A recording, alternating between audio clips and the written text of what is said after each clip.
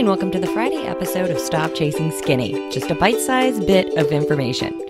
This week, I want to talk about how I don't practice what I preach. I just mean that I have not been sleeping like I tell people they need to be sleeping. There for a little bit, I was totally getting like 8 hours of sleep a night, and it was amazing. I felt so good. But with trying to catch up from everything, from the move, and just imagine an iceberg. You guys see like the tiny tip. There's a lot of other stuff that happens behind the scenes. So I've been running around trying to take care of all that stuff. I'm in grad school. I have 2 businesses. I have, it's a lot of responsibilities. I have a lot of the adulting that I have to do sometimes. So I know it's nothing in comparison to a lot of parents who are running around trying to take care of other people a lot more than they're ever taking care of themselves too. But it has been weighing down on me, and I keep my plate very full, and I've been feeling really crappy lately. So I thought I'd talk about how important sleep is. So not only have I been feeling like crap, I've been like really edgy. And so the other day was kind of an eye-opener for me. I had met up with a friend. We went to yoga and we were having a cup of coffee, and there was a woman trying to make a phone call behind me using Skype or Google Hangouts or something that kept ringing, and it kept ringing and ringing, and I was trying to have a conversation and I just lost it. And I turned around and I said, what is that? What is that? My friend said, "Oh, I think somebody's trying to make a phone call." And I was like, "Do you need headphones?" Because I have some. And I said it before I could even realize what was happening. And I wasn't trying to be rude. I just wanted to make the sound stop. And right there, I was like, oh, I'm real edgy. And this was right after yoga, by the way. So I started really evaluating like what's been going on with my week. I thought it was all the other things that I had going on. School just started this week, and I've had tons of other stuff happening. And so I thought maybe it was just that. And then I was at my chiropractor's office, and we were talking about how I was feeling, and I talked to her about being edgy, and we started talking about sleep.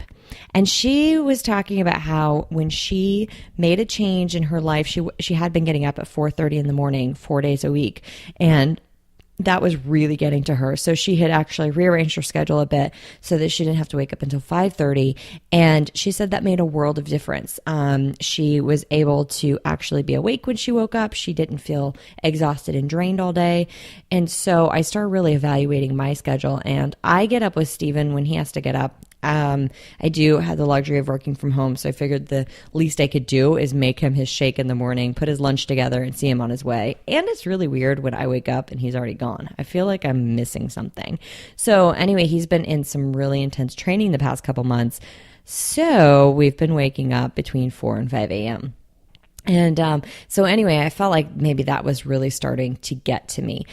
So today I saw him off to work, and I went back to bed for an hour, woke back up, still at a totally normal time, 7, and felt amazing.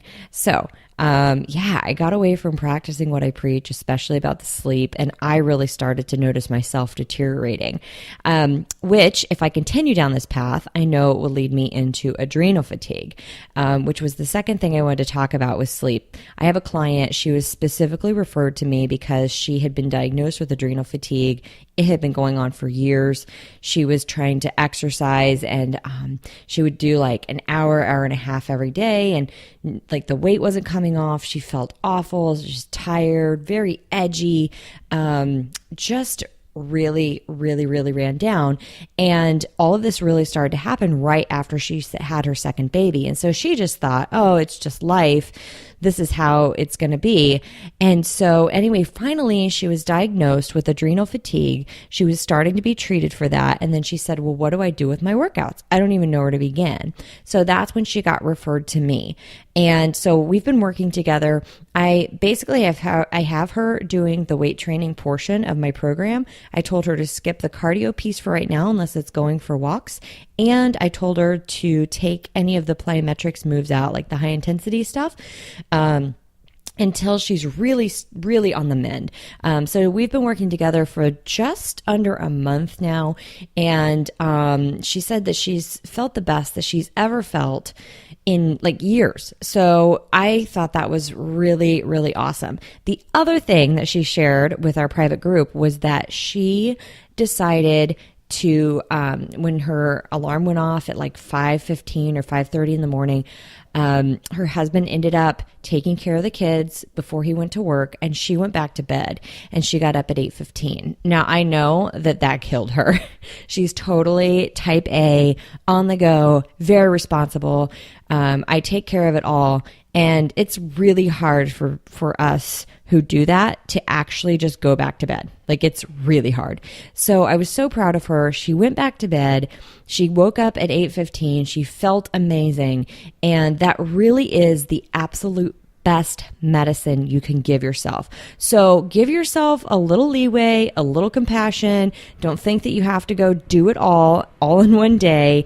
And not everything will fall apart if you do go back to bed. And when you wake up, you're going to feel so much more refreshed, clear-headed, maybe not yell at somebody about headphones. That was not one of my finer moments, but I had to share it with y'all because it was just a good example of how it had nothing to do with the headphones and nothing to do with the beeping. On any other day, I could have just ignored it. It wouldn't have bothered me. But that day, I couldn't do it. It had nothing to do with that poor woman. I apologized. But it had everything to do with me. So if you find yourself being edgy like that, go take a nap. Totally okay. If you need to hire me to be your trainer to tell you to go sleep, I can do that too. So that's my message for today. Starting to get back to practicing what I preach because I was pretty far away from it there again for a little bit. All right. Have a great weekend.